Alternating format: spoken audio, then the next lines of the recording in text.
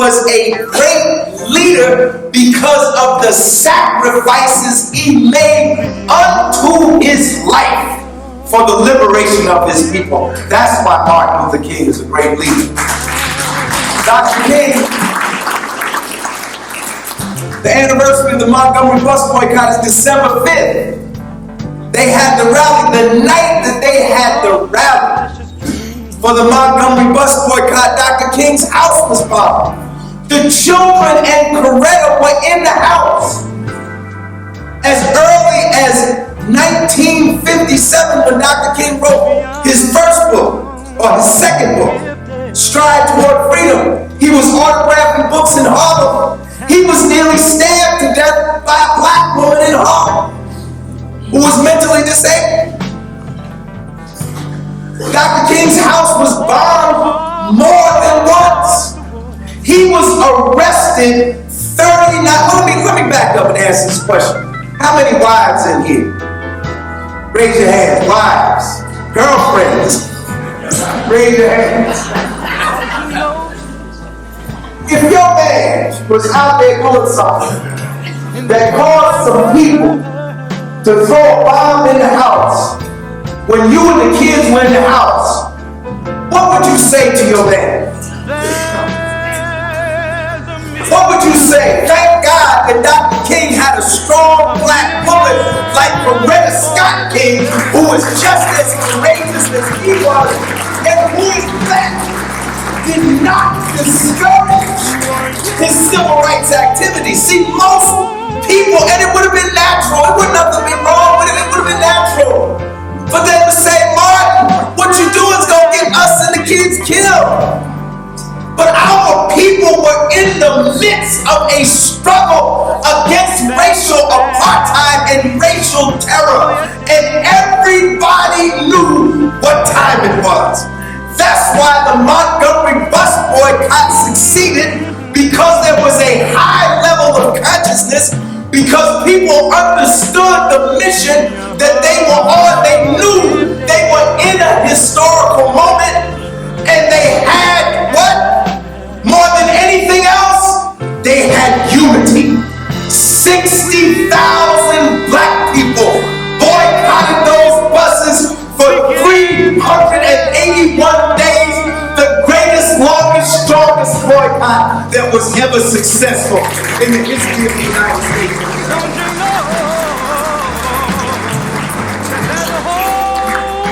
And Stride Toward Freedom is Dr. King's story of the Montgomery bus boycott. And he was nearly stabbed to death in Harlem. He was beaten numerous times. He was arrested 39 times. He was arrested so much his own children would ask him, Daddy, why you go to jail so much?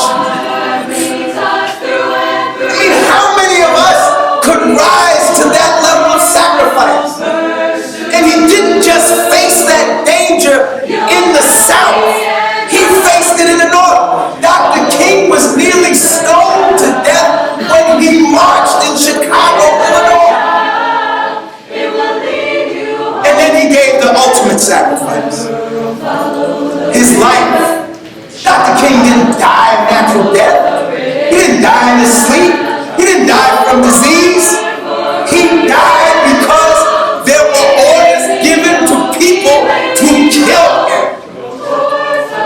There was a program called COINTELPRO, Counterintelligence Program. And one of the objectives of COINTELPRO was to prevent the rise of a black Messiah, who could in fact unite not only the black people, but could unite people of all races, because ultimately Dr. King understood that even though he came up out of the movement of black people for freedom, he understood that ultimately our condition couldn't change without everybody's condition changing. He understood that, and he gave his life, but it didn't stop there. And we can end the story right there, couldn't we? But it didn't stop there. Dr. King's brother was killed. After he was killed under mysterious circumstances. And it didn't stop there. On a Sunday morning,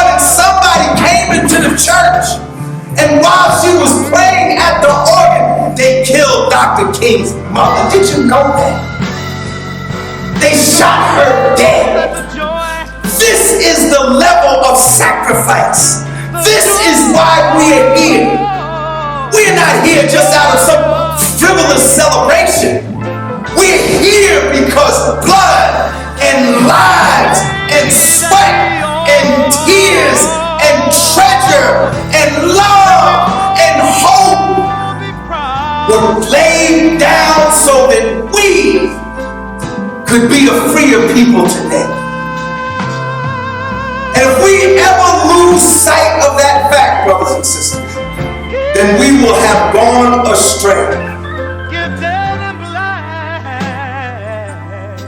All of us benefited from the civil rights movement. And you know, we have a national monument now. It's beautiful. How many of you have been to the King Monument? It's a beautiful monument. I've been there. We have a monument. We have a national holiday. But I dare you to find me one student in the Montclair public schools who we can bring here today who can recite Dr. King's I Have a Dream speech from memory from beginning to end. See, I'm old enough to remember when we were taught speech giving in school. They call it elocution.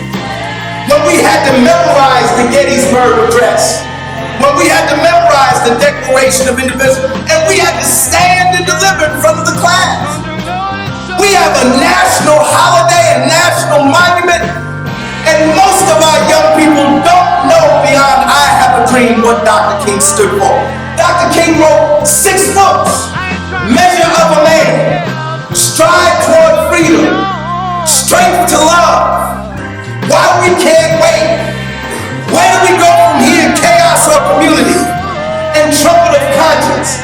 I dare some board member to stand up in this room and tell me right now that 1, not 6, not 5, not 4, not 3, 1 of those books is required reading in a Montclair high school.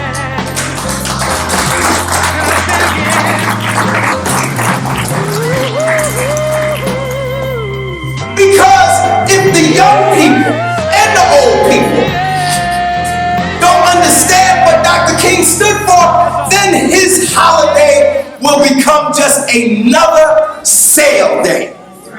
It's already a sale day.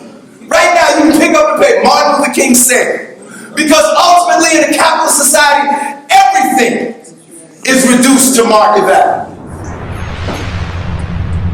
So I challenge you today, I mean, to do one simple thing. You know, usually when we come up here,